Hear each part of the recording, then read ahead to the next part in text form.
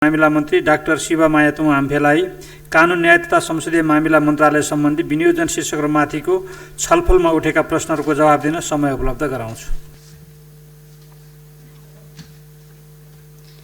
सम्माननीय अध्यक्ष महोदय, विनियोजन विधेयक 2077 अन्तर्गत कानुन न्याय तथा संसदीय मामिला मन्त्रालय सम्बन्धी विनियोजन शीर्षकमाथिको छलफलमा भाग लिई मन्त्रालयको समग्र विकासको लागि सुझाव दिनुहुने सम्पूर्ण माननीय सदस्यहरूलाई सम्माननीय अध्यक्ष महोदय मार्फत धन्यवाद दिन चाहन्छु। माननीय सदस्यहरूले दिनुभएको महत्त्वपूर्ण सुझाव, राख्नुभएको गहन चासो र सरकारले विनियोजन विधेयक अन्तर्गतका मन्त्रालयका कार्यक्रमलाई थप परिष्कृत र प्रभावकारी रूपमा कार्यान्वयन गर्न सहयोग पुग्ने विश्वास लिएको छु। माननीय सदस्यले मन्त्रालयको जनशक्तिको क्षमताको विकासको लागि तालिमको आवश्यकता रहेको, विधेयक मस्यौदा गर्ने कर्मचारीलाई विशेष तालिमको व्यवस्था गर्नुपर्ने सुझाव दिनुभएको थियो। आगामी आर्थिक वर्षको बजेटमा संक्रमित लगायतका सबै प्रकारका रोग तथा विपदबाट नागरिकको जीवन रक्षा गर्दै जनजीवनलाई सहज र सुरक्षित बनाउने कार्यलाई पहिलो प्राथमिकतामा राखेको सन्दर्भमा चालु आर्थिक वर्षभन्दा आगामी आर्थिक वर्षमा नियमित सञ्चालन हुने बाहेकका कर्मचारीको सिप विकासका थप वा अतिरिक्त कार्यक्रम कटौती गरिएको यथार्थ माननीय सदस्यहरूलाई जानकारी गराउन चाहन्छु। मन्त्रालय न्याय सेवा तालिम केन्द्र स्वायत्त संस्थाको रूपमा रहेको राष्ट्रिय न्यायिक प्रतिष्ठानबाट मन्त्रालय लगायत न्याय सेवाका कर्मचारीको लागि तालिमको व्यवस्था गरिँदै आएको छ। यस्ता तालिम दिँदा विषय केन्द्रित भएर तथा कर्मचारीको आवश्यकताको पहिचानको आधारमा दिने गरिएको छ। यसका अतिरिक्त राष्ट्रिय न्यायिक प्रतिष्ठानबाट कर्मचारीको लागि नियमित रूपमा तालिम सञ्चालन गरिनेछ। यी सबै तालिमका कार्यक्रम सम्पन्न गर्दा अवस्थामा कार्यरत जनशक्तिको तालिमको लागि रकमको अभाव नहुने बेहोरा जानकारी गराउन चाहन्छु। सम्माननीय अध्यक्ष महोदय, कानुनको तर्जुमाका सैद्धान्तिक ज्ञान तालिमबाट प्राप्त गरिने भए तापनि व्यवहारमा कामबाटै यसमा परिपक्वता निखार ल्याउनु पर्ने मान्यता रहेको छ। तालिमको अतिरिक्त अनुभव र अभ्यासबाटै कानुन तर्जुमामा सुधार गर्न सकिनेछ। यसको लागि आवश्यक प्रशिक्षण तालिमबाट समेत गुणस्तरमा सुधार गर्ने गरी मन्त्रालयको तर्फबाट गर्नुपर्ने पहल र सुधारमा कुनै कन्जुसाइ गरिने छैन। मन्त्रालयको कार्य सम्पादनको लागि विभिन्न विषयमा तुलनात्मक अध्ययन तथा अनुसन्धान गर्नु आवश्यक पर्छ। यसको लागि पुस्तकालयलाई थप व्यवस्थित र गुणस्तरीय पुस्तकहरूको सङ्ख्या थप गर्दै जानुपर्छ भन्ने माननीय सदस्यको सुझावमा असहमति राख्नुपर्ने अवस्था छैन। मन्त्रालयका वार्षिक बजेटबाट लाइब्रेरीलाई आवश्यक पुस्तक खरिद गर्नुका साथै डिजिटलाइज गरी अभिलेखको व्यवस्थापन गरिएको छ। मन्त्रालयको पुस्तकालय अलग्गै निकाय वा अङ्ग नभई मन्त्रालयको एक शाखा वा अभिन्न अङ्गको रूपमा रहेको मन्त्रालयको वार्षिक बजेट स्रोतबाटै सुधार गरिनेछ। सर्वसाधारणको सहजताको लागि कानुनको क्षेत्रमा बृहत र केन्द्रीय स्तरको पुस्तकालयको आवश्यकता महसुस गरी विकास समिति गठन आदेश अन्तर्गत केन्द्रीय कानुन पुस्तकालय स्थापना गरिएको छ। यो पुस्तकालयको लागि आवश्यक आर्थिक वर्षमा केही रकम बढोत्तरी गरिएको जानकारी गराउन चाहन्छु। नेपालको संविधानको धारा 235 बमोजिम बनाउनु पर्ने सङ्घ, प्रदेश र स्थानीय तहको अन्तर्सम्बन्ध व्यवस्थित गर्ने सङ्घीय कानुन बमोजिम नेपाल सरकारले सङ्घीय संसदमा पेश गरी सम्मानित सदनबाट पारित भई हाल प्रतिनिधि सभाको राज्य व्यवस्था तथा सुशासन समितिमा विचाराधीन रहेको बेहोरा स्मरण गराउन चाहन्छु। सम्माननीय अध्यक्ष महोदय, स्थानीय तहलाई बलियो बनाउने सन्दर्भ पनि यहाँ उठिएको थियो। यसको सन्दर्भमा विशेष गरेर यो कानुन मन्त्रालयसँग जोडिएको स्थानीय न्यायिक समितिको कुरा छ। यसमा न्यायिक समितिको क्षमताको विकास गर्दै अगाडि लगिनेछ भन्ने कुरा गरिएको छ र त्यसमा बजेटको समेत व्यवस्था गरिएको छ। यसको लागि चालु आर्थिक वर्षको कार्यक्रमलाई निरन्तरता दिँदै विभिन्न 20 जिल्लामा कार्यक्रम सञ्चालन गर्ने आवश्यक रकमको व्यवस्था गरिएको छ।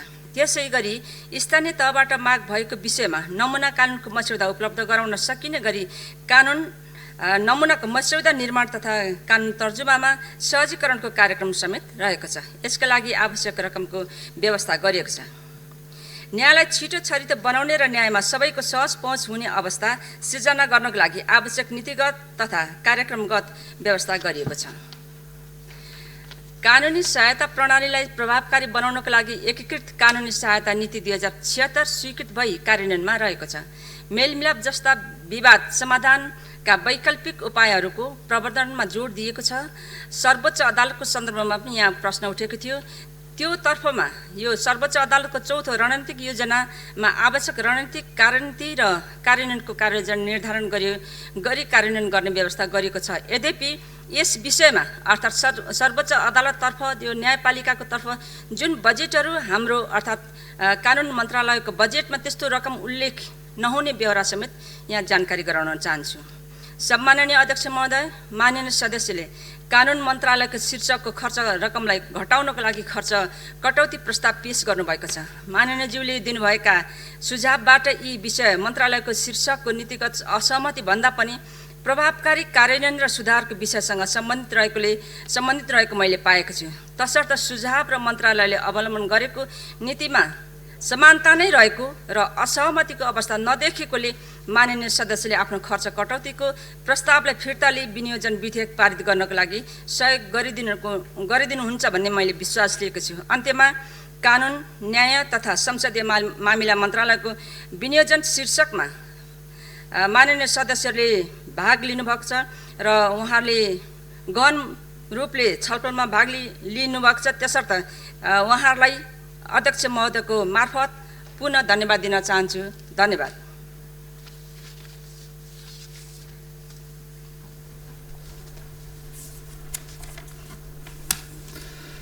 माननीय सदस्यहरू, माननीय कानुन, न्याय तथा संसदीय मामिला मन्त्री डाक्टर शिवामाया तुङ आम्फेले दिनुभएको जवाफका सम्बन्धमा स्पष्टीकरण माग गर्न चाहनुहुने माननीय सदस्यहरूलाई समय उपलब्ध गराउँछु।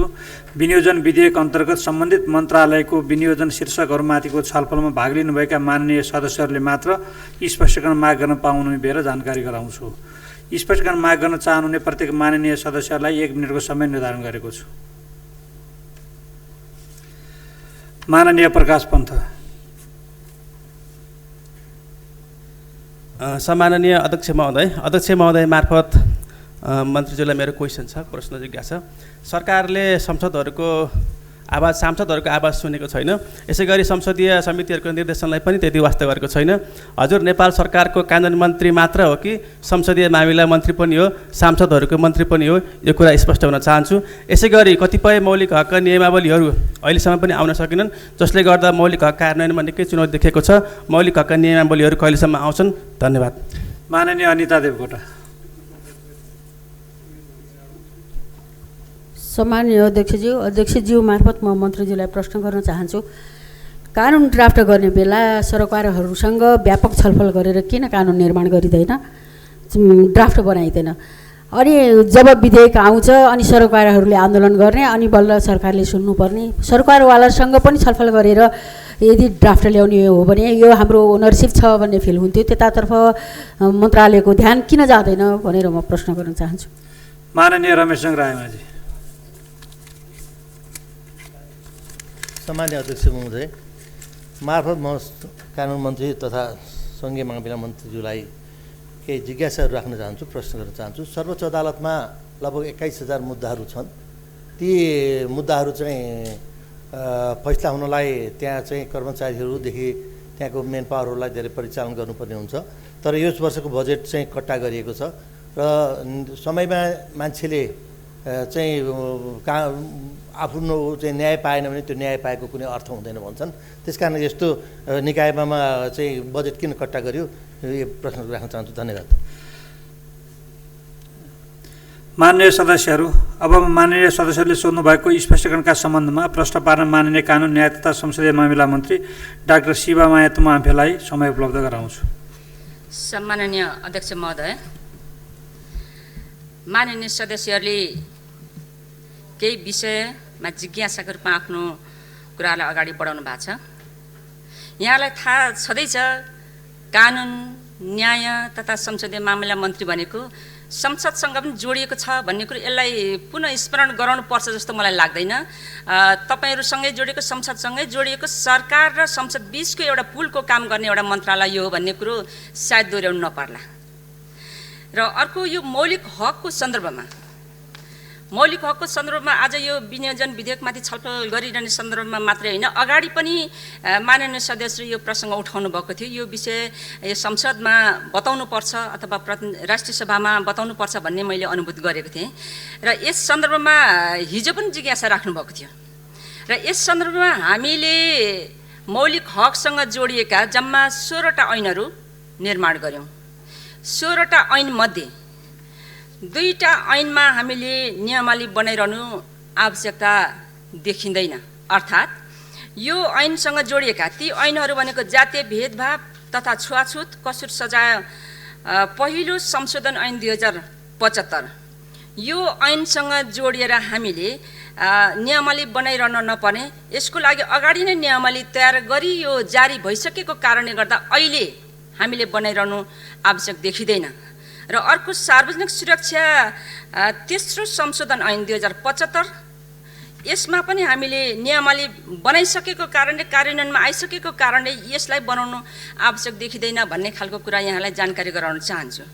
अरू हामीसँग रहेका अब 14वटा ऐनहरू बाँकी रहे। ती 14 ऐन मध्ये अपराध पीडित संरक्षण ऐन 2075, यो ऐनको सन्दर्भमा नियमावली बनाउने अन्तिम चरणमा पुगेको छ। यसको लागि हामीले महाधिवक्ताको कार्यालयमा एउटा समिति हुन्छ, त्यो समितिमा यो छलफल गरेर त्यसमा फिडब्याक लिनको निम्ति यो नियमावली हामीले त्यहाँ पठाएको अवस्था छ।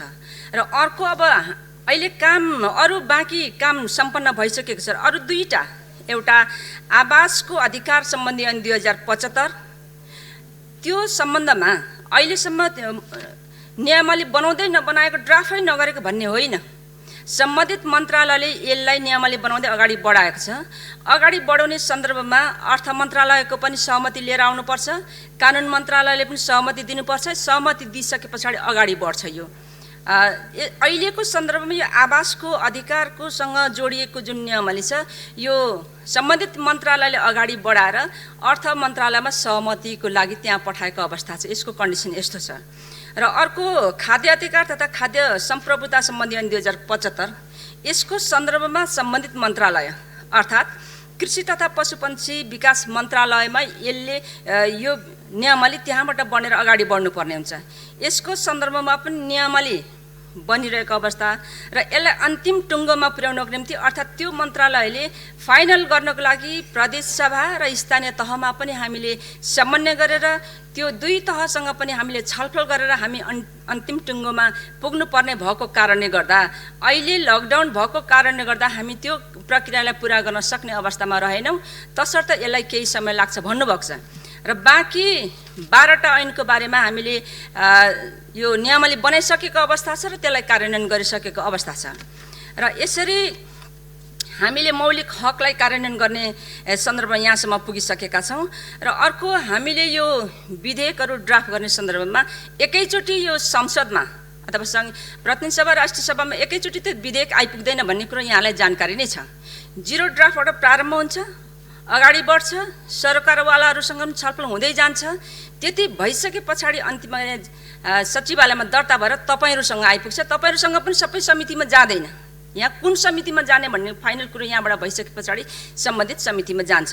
र त्यसमा सरकारवालाहरूसँग समन्वय नगरिकन, छलफलै नगरिकन विधेयक आउँछ भन्ने अवस्था होइन त्यस्तो। र कम्तीमा पनि तपाईँहरूकोमा आउँदाखेरि एउटा परिष्कृत विधेयकको रूपमा लगेर माननीय सदस्यहरूको हातमा अथवा विषयगत समितिमा लगेर दिनुपर्छ भन्ने हुन्छ र त्यो अनुसार काम भइरहेको अवस्था छ। अर्को यो सर्वोच्च अदालतको हकमा मैले अघि पनि भने, सर्वोच्च अदालत र कानुन न्याय तथा संसदीय मामिला मन्त्रालय यी फरक पाटो, यी फरक पाटो भएको कारणले गर्दाखेरि सर्वोच्च अदालत त्यो क्षेत्रको लागि बजेटिङ फरक ढङ्गले हुन्छ र मन्त्रालयको फरक हुन्छ। त्यसैले हामीले कतिसम्म सहजीकरण गर्न सक्ने अवस्था रहन्छ भने हामीले सर्वोच्च अदालतलाई अथवा त्यहाँ चाहिने आवश्यक रकम सर्वोच्च अदालत त्यहाँ मात्रै हुन्न, यो सर्वोच्च अदालतसँग जोडिएका सबै नेपालभरि रहेका उच्च जिल्ला अदालतहरू यी सबैलाई कति रकम चाहिन्छ भन्ने सन्दर्भमा हामीले पनि सहजीकरण गरिदिने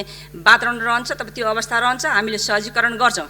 यति हुँदै पनि अहिलेको सन्दर्भमा प्रत्येक सबै मन्त्रालयमा बजेट कम छ भन्ने कुरो भनिरहने पर्ने कुरै होइन र हामीले पटक पटक आफै पनि महसुस के गरिरहेका छौँ भने अहिले हामीले जनजीवन अथवा जनताको स्वास्थ्यसँग जीवन रक्षाको निम्ति धेरै बजेट त्यता खर्च गर्नु परेको कारणले गर्दा हाम्रो खर्च कटौती भयो भन्ने कुरो हामीलाई थाहा छ र थाहा हुँदाहुँदै पनि हामीलाई कहिलेकाहीँ के लाग्न सक्छ भने होइन अझै बढी बजेट दिएको भए हुन्थ्यो नि भन्ने खालको, बजेट बढी दिन पाए हुन्थ्यो, लिन पाए हुन्थ्यो भन्ने हो। यद्यपि अहिले नेपालको यथार्थ परिस्थितिसँग हामीले तुलना गरेर हामीले त्यहाँ जोडेर हेर्दाखेरि हामीले पर्याप्त जति हामीलाई चाहिन्छ बजेट त्यति नपाएको अवस्था हो। तसर्थ हामीले अहिलेको सन्दर्भमा सर्वोच्चले अथवा न्यायालयतर्फ दिएको बजेट जति चाहिन्थ्यो त्यति नभएको अवस्था हो। मैले अघि पनि भने कानुन मन्त्रालयमा पनि हामीलाई चाहिने जति बजेट छैन, यद्यपि हामीले जति बजेट छ त्यसलाई व्यवस्थापन गरेर चलाउँछ भन्ने कुरा र उता सर्वोच्चतिरको जुन तपाईँले 21,000 मुद्दाको कुरा गर्नुभएको छ, मुद्दा अहिले यो लकडाउनले गर्दाखेरि मुद्दा पहिले जति फैसला हुँदै जानुपर्ने अवस्था थियो त्यति नभएको हरेक ठाउँमा यो लकडाउनले डिस्टर्ब गरेको छ भन्ने कुरा हामीले बेहोरेका छौँ, अनुभूत गरेका छौँ र हामीले त्यो देखिरहेका जगजाहेर छ। तसर्थ त्यतातिरको आर्थिक पाटोमा हामीसँग नजोडिने कारणले गर्दाखेरि त्यतातर्फ फरक ढङ्गले बजेटिङ गरेर जाने भएको कारणले गर्दाखेरि हामीले त्यतातर्फ धेरै हाम्रो कुराहरू आकर्षित नहुने कुरा पनि यहाँलाई जानकारी गराउन चाहन्छु। र अन्तिममा सम्माननीय अध्यक्ष महोदय यहाँ फेरि प्रश्न गरेर आफ्नो जिज्ञासाहरू राख्नु भएको छ, उहाँ माननीय सदस्यहरूलाई धन्यवाद दिँदै आफ्नो भनाइ टुङ्ग्याउँछु। धन्यवाद।